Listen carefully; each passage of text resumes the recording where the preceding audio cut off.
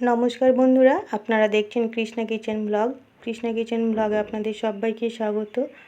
দেখুন, এখানে একটা ঝুড়িতে নিয়েছি কলমি শাক, ধুয়ে পরিষ্কার করে নিয়েছি। আজকে কলমি শাকের রেসিপি হবে বন্ধুরা। তো শাকগুলো কেটে নিয়েছি খুব সুন্দর করে। তাহলে শুরু করছি রেসিপিটি সম্পূর্ণ দেখবেন। দেখুন, আগে থেকে কড়াইয়ে তেল দেওয়া ছিল, দিয়ে দিলাম হাফ চামচ গোটা জিরে, একটা কাঁচা লঙ্কা আর একটা শুকনো লঙ্কা। খুব সুন্দর করে নেড়ে নিলাম। এবার কুচিয়ে রাখা শাকগুলো দিয়ে দিচ্ছি।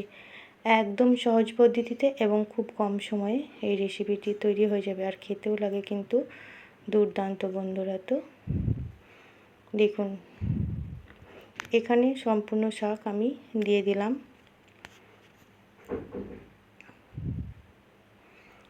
স্বাদ মতো লবণ আর সামান্য পরিমাণ হলুদ দিলাম। এবার ভালো করে নেড়ে নেব।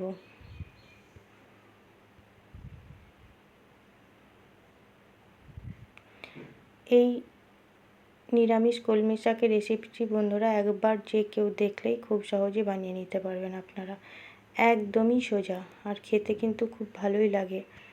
আপনারা একবার ট্রাই করে দেখবেন, এভাবে হাতে কম সময় থাকলে এভাবে বানিয়ে নিতে পারবেন। সামান্য একটু জল দিলাম বন্ধুরা, এমনিতে শাক থেকে জল বেরোবে। ঢাকা দিয়ে দিলাম।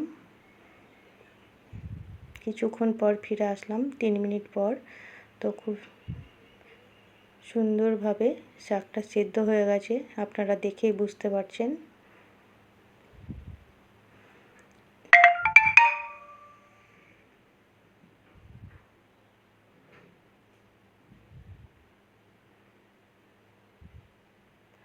আরও কিছুক্ষণ ভালো করে শাকটা ভাজা ভাজা করে নেব। তাহলে আমার চ্যানেলে নতুন বন্ধু হয়ে থাকলে চ্যানেলটিকে সাবস্ক্রাইব করে থাকবেন,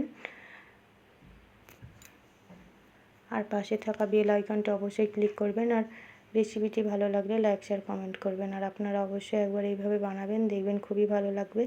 দেখুন, আরও কিছুক্ষণ আমি শাক নেড়ে নিয়েছি, বেশ অনেকটাই ভাজা ভাজা হয়ে গেছে। তো তাহলে বন্ধুরা দেখুন, কত সহজে এই নিরামিষ কলমি শাকের রেসিপিটি আমি তৈরি করে নিলাম। কোনো কিছুই আজকে আমি এই রেসিপিটিতে দিইনি, মাত্র 3-4টে উপকরণেই এই শাকের রেসিপিটি তৈরি হয়ে গেল।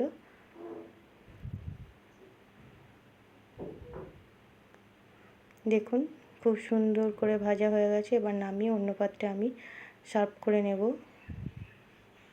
আপনারা একবার এইভাবে রান্না করে দেখবেন, কলমি শাক বেশ ভালোই লাগে খেতে। তাহলে আমি নামিয়ে সার্ভ করে দিয়েছি। সম্পূর্ণ ভিডিওটি দেখার জন্য অসংখ্য ধন্যবাদ বন্ধুরা। ভালো থাকবেন, সুস্থ থাকবেন। আবারও চলে আসবো নতুন কোনো ভিডিও নিয়ে।